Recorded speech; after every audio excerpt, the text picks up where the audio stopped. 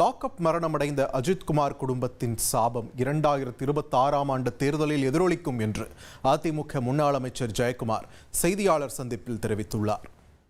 பொதுவாகவே அது இப்போ முதல்ல வழக்கு போட்டது அனைத்து இந்திய அண்ணா திராவிட முன்னேற்ற கழகம். வழக்கு போட்டதோடு மட்டுமில்லாமல் அது முழுமையாக மக்களிடத்தில் இது ஒரு படுகொலை. அதாவது ஒரு படுகொலை என்று சொல்லக்கூடிய அளவுக்கு நீதிமன்றமே சொல்லிட்டு சொன்னால் முதலிலே அது படுகொலை என்று சொல்லியது அனைத்து இந்திய அண்ணா திராவிட முன்னேற்ற கழகம் தான். இப்படி ஒரு முன்னேறிய ஒரு சமூகத்தில், ஒரு நாகரிகமுள்ள சமூகத்தில், ஒரு நாகரிகமற்ற ஒரு காட்டு மிராண்டித்தனமான ஒரு செயலை மனிதன் நிச்சயமாக ஏற்றுக்கொள்ளாது.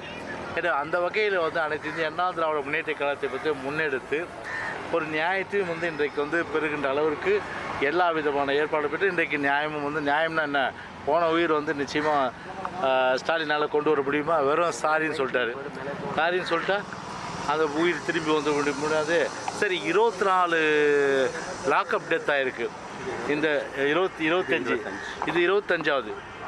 இதுக்கு முன்னாடி 24 லாக்அப் டெத் ஆகிருக்கு. இந்த 24 லாக்அப் டெத்துக்கெல்லாம் சாரி சொன்னார் அவர்.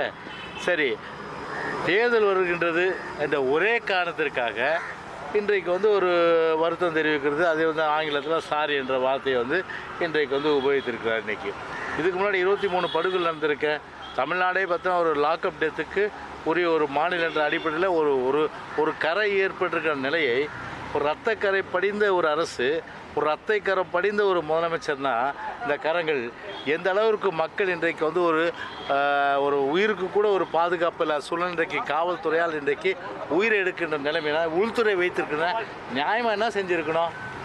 அன்றைக்கு இதே சிலப்பதிகாரத்தில் அன்றைக்கு பாண்டிய மன்னன் ஒரு தீங்கு, அதாவது அநீதி இழைத்ததன் காரணமாக கண்ணகியே வெகுண்டு எழுந்து அதன் காரணமாக மதுரையே பற்றி இருந்தது. இன்றைக்கு தமிழ்நாடே பற்றி இருக்கின்றது. அன்றைக்கி பாண்டிய மன்னன் அன்றைக்கி நீதி தவறுதான் செத்து போயிட்டார் அவர். ஆனால் நாங்கள் அப்படி சொல்ல மாட்டோம் இல்லையா? ஆனால் பதவியாவது விலகி இருக்கணும் இல்லையா? பதவி விலகாத வெறும் சாரின்னு சொல்லிட்டா அது உயிர் வந்துடுமா? அதுவே சரி. சமூக ஆர்வலர்கள், திரைப்படத்தை சார்ந்தவர்கள், அவரெல்லாம் வானத்துக்கு பூமிக்கு குதிக்கிறவங்க, அவங்கெல்லாம் எங்கே போனாங்க? ஒருத்தரும் யாருமே எதுவும் வாய் திறக்கவில்லை.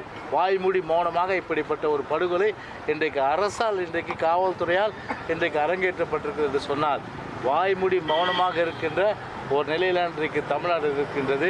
எனவே அந்த குடும்பத்தினுடைய சாபம் எப்படி இந்த கண்ணகி மதுரை எரித்தார்களோ அதே போன்று தமிழ்நாட்டை பொறுத்தவரை 2026 ஒரு மாபெரும் மாற்றத்தை தமிழ்நாடு நிச்சயமாக